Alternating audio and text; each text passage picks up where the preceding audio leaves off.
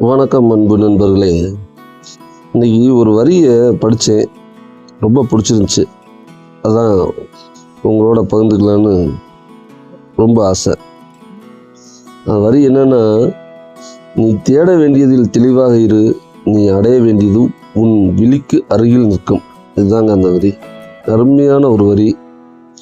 வாழ்க்கையில் நாம் எல்லாருமே ஏதோ ஒன்று தேடிட்டே தான் இருக்கிறோம்.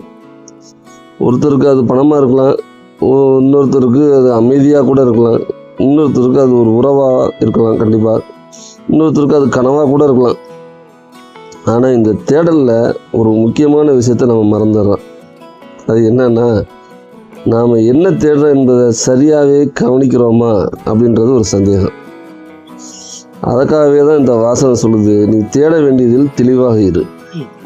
தெளிவில்லாமல் தேடுறது கண்ணை மூடிட்டு ஒரு வெளிச்சத்தை ஒளியை தேடுவது போல தான் நம்ம எடுத்துக்கணும். ஒருத்தனுக்கு இமயமலைக்கு ஏறணும்னு ஆசை, இப்படி வைங்களேன். முதல்ல அது எங்கே இருக்குது, எப்படி போனால் அதை அடையலாம், என்ன தயார் செய்யணும் அப்படிங்கிற தெளிவான திட்டமிடல் வேணும் இல்லையா?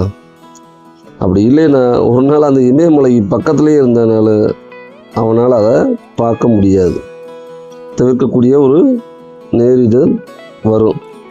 அதாவது நாம் அடைய வேண்டியது வெளியில் இல்லை, அது பல நேரங்களில் நம்ம சுற்றியே தான் இருக்குது. நம்மளோட வீடு, குடும்பம், திறமை, சந்தர்ப்பங்கள் இது எல்லாமே பார்த்திங்கன்னா நம்ம வெற்றியினோட வாசப்படிக்கு அழைச்சிட்டு போகிற ஒரு வழி தான். எல்லாமே வெற்றியோட வாசப்படி தான். ஆனால் நாம் அதை உணரத்தான் மறுக்கிறோம், சீக்கிரம் சோர்வாயிடுறோம். நீ அடைய வேண்டியது உன் விழிக்கு அருகில் நிற்கும். இதுவே வாழ்க்கையின் பெரிய உண்மை. பெரும்பாலான நேரத்தில் நம்ம தேடுவதை வெகு தொலைவில் இருக்குதுன்னு தான் நினைக்கிறோம். ஆனால் உண்மையிலேயே அது நம்முடன் தான் இருக்குது. அதுதான் உண்மை. அந்த வாய்ப்பு, அந்த உறவு, அந்த வழி எல்லாமே பார்த்திங்கன்னா நம்ம நோக்கி காத்துக்கிட்டு இருக்கு. தேவையானது என்னென்னா தெளிவு மட்டும்தான். ஒரு சின்ன குழந்தை தன்னோட பிடிவாதமான ஆசையை அடைய எதையும் தாண்டி போகுது. ஏன்னா அந்த குழந்தைக்கு தேவை என்னன்றது தெளிவாக இருக்குது.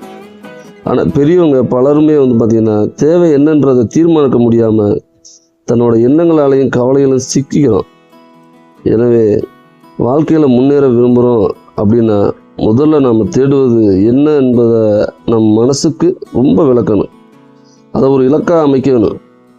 அதுக்கப்புறம் தான் நாம் அதை அடைவதற்கான வழி நாமே கண்டுபிடிக்க ஆரம்பிக்கிறோம். அது நம்ம எதிர்கொண்டு நிற்கும்.